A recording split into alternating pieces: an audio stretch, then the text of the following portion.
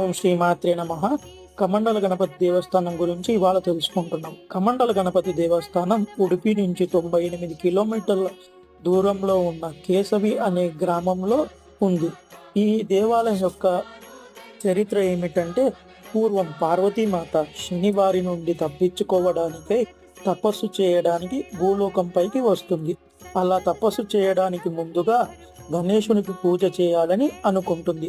అలా పార్వతీదేవి గణేశుని ఇక్కడ ప్రతిష్ఠిస్తుంది.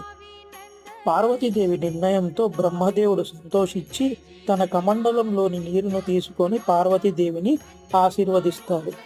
వెంటనే పార్వతీదేవిచే ప్రతిష్ఠించబడిన గణేశుని ముందుగా బ్రహ్మ నది అనేది ఉద్భవిస్తుంది. అందుకే ఇక్కడ గణపతిని కమండల గణపతి పేరు వస్తుంది. అలాగే ఉద్భవించిన ఆ నదికి బ్రహ్మ నది అని పేరు పొందుతుంది.